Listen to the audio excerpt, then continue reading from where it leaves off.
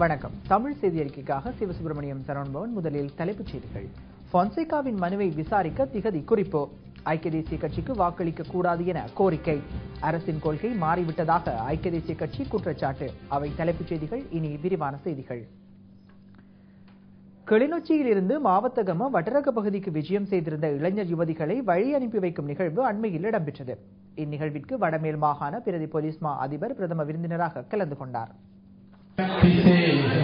மாவத்தகம பிரதேச சபையின் ஏற்பாட்டில் தேசிய இளைஞர் சபை மன்றத்தின் மூலம் தேசிய இனங்களுக்கிடையே நல்லுறவை கட்டியெழுப்பும் நிகழ்ச்சி திட்டத்தின் கீழ் கிளிநொச்சி மாவட்டத்தில் உள்ள இளைஞர் யுவதிகள் மாவத்தகம வட்டரக்க பிரதேசத்தில் ஒரு வார கால விஜயம் ஒன்றை மேற்கொண்டிருந்தனர்.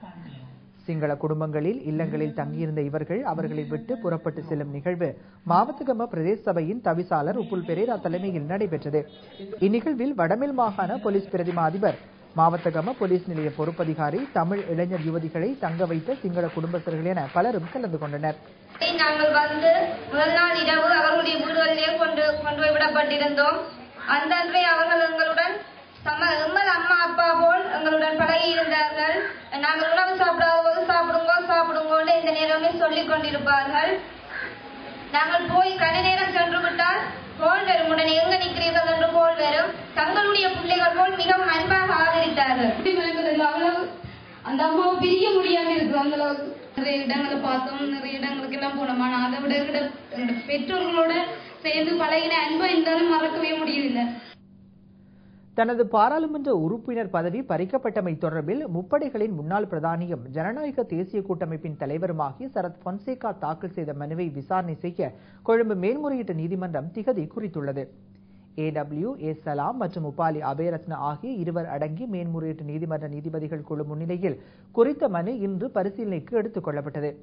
இதன்படி குறித்த மனுவை எதிர்வரும் நவம்பர் 25 விசாரணைக்கு எடுத்துக்கொள்ள உள்ளதாக அன்றைய தினம் மனுதாரர் தரப்பினரும் பிரதிவாதிகளும் நீதிமன்றில் ஆஜராக வேண்டும் என நீதிபதிகள் உத்தரவிட்டுள்ளனர்.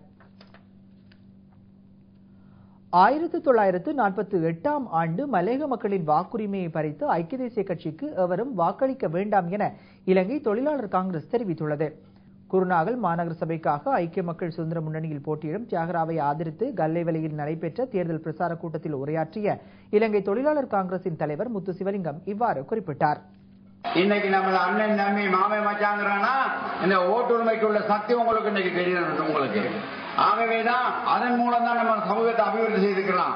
ஆகவேதான் இந்த முறை இந்த பையனை இங்க குருநாகல் மாநகர சபையில போட்டி போட வச்சிருக்கோம்.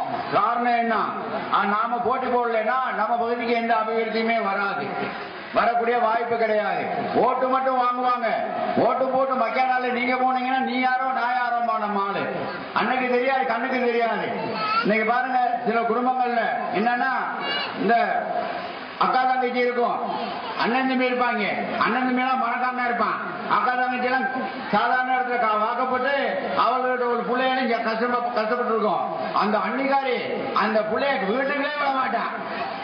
ஏய் அத்தை நாங்க போயிடாதா, மூக்கள் எல்லாம் உதவிக்கிட்டு கிடக்கு, சனியில பார்க்காதமா விடவே மாட்டான்.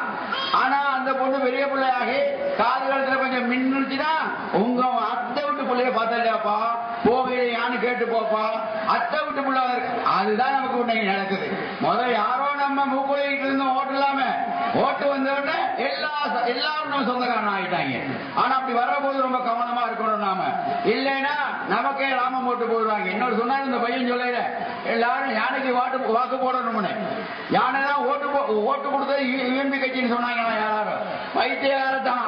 ஏன்னா நமக்கு ஓட்டு இருந்துச்சு முந்தி இந்த பகுதியில நாம ஓட்டு போட்டுருக்கோம். நீங்க ஓட்டு போட்டுருக்கீங்க, அந்த காலத்துல உங்க மூதாதையர் ஓட்டு போட்டிருக்காங்க, நுவர்லியில ஓட்டு போட்டிருக்காங்க, நாவல்பீட்டுல ஓட்டு போட்டிருக்காங்க. நூலில் ஐயா தொண்டமான ஐயா எம்பி ஆனாரு, நாவல்பீட்டுல ராசலிங்க எம்பி ஆனாரு, கொட்டகொலையில குமாரவேல் எம்பி ஆனாரு, அசீஸ் அட்டன்ல எம்பி ஆனாரு. ஆகவே அன்னைக்கு ஓட்டு இருந்துச்சு. 58ல ஓட்ட பிடிக்கிட்டான் நம்ம கிட்ட. UNP காரன் தான் ஓட்டு எல்லாம் பண்ண ஒரு அருகதையும் கிடையாது நம்மகிட்ட வந்து ஓட்டு கேட்க. நீங்க யாரும் போடக்கூடாது. அன்று ஐக்கிய தேசிய கட்சி வெளிநாட்டவர்களுக்கு காணிகளை விற்பதாக கூறி தற்போதைய அரசாங்கத்தின் கொள்கை மாறியுள்ளது என ஐக்கிய தேசிய கட்சி தெரிவித்துள்ளது.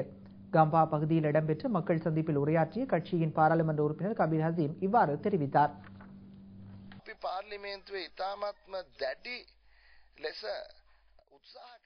நண்பர்களே, இப்போது கொள்கைகள் எங்கே? நிலங்களை விற்கும் வேலையை ஆரம்பித்துள்ளனர். பொலனறுவை அனுராதபுரத்தில் பாதுகாக்கப்பட்ட சரணாலயங்கள், விவசாய நிலங்கள் என பல ஏக்கர் நிலங்களை அமெரிக்க டேல் நிறுவனத்திற்கு வாழை மரங்களை நாட்ட வழங்கியுள்ளனர். அப்பகுதி மக்களுக்கு நிலங்களை இல்லாது செய்து தனியார் நிறுவனங்களுக்கு வழங்குகின்றனர். நடைபெற்ற யுத்தத்திற்காக நாங்கள் இவ்வளவு தூரம் பாடுபட்டது, பல பிள்ளைகளை நாம் இழந்தது, உண்ணாமல் உறங்காமல் இருந்தது, எமது இந்த தாய்நாட்டை ஒவ்வொரு தனியார் நிறுவனங்களுக்கு விற்கவா என தோன்றுகிறது.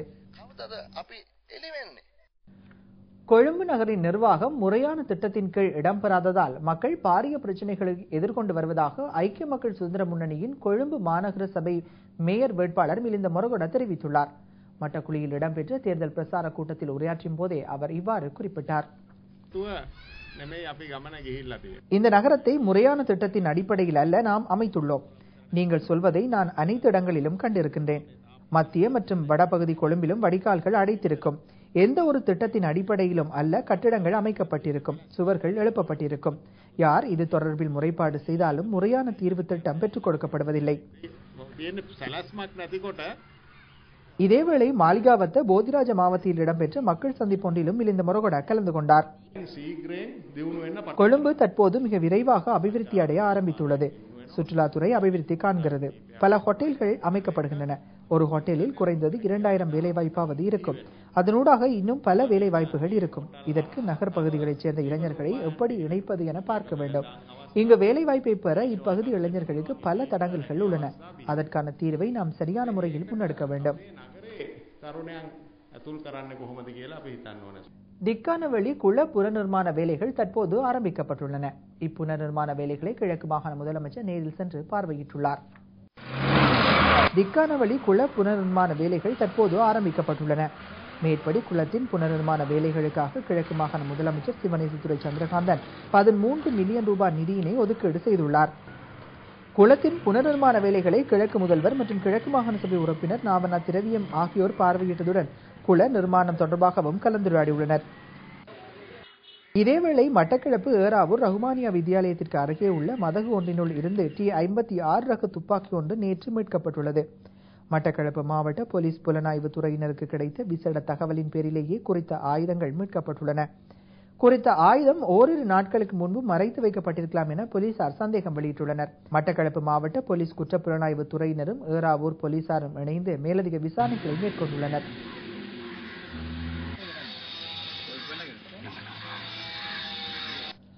உலக சுற்றுலா தினத்தை முன்னிட்டு கிழக்கு மாகாண சபையினால் நடத்தப்பட்ட நிகழ்வுகள் மட்டக்களப்பில் இடம்பெற்றன. மட்டக்களப்பு மாநகர சபையின் அனுசரணையுடன் நடத்தப்பட்ட இந்த நிகழ்வுக்கு USAID அமைப்பு நிதியுதவி வழங்கியிருந்தது.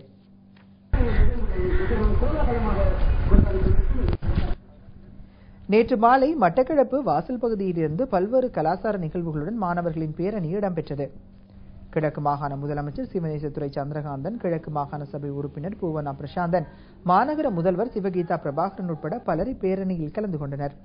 பேரணியானது பிரதான வீதியூடாக கல்லடி பாலத்தை அடைந்து அதனூடாக சென்று கல்லடி கடற்கரையோரத்தினை சென்றடைந்தது.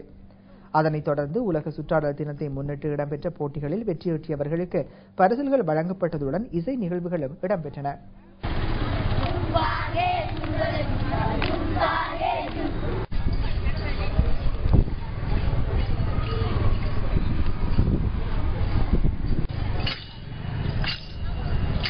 அந்த செய்தியோடு நமது தமிழ் செய்தியறிக்கை நிறைவடைந்தது.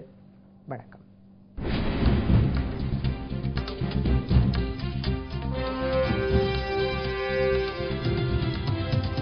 This is Ada Derana, Sri Lanka's prime time news bulletin.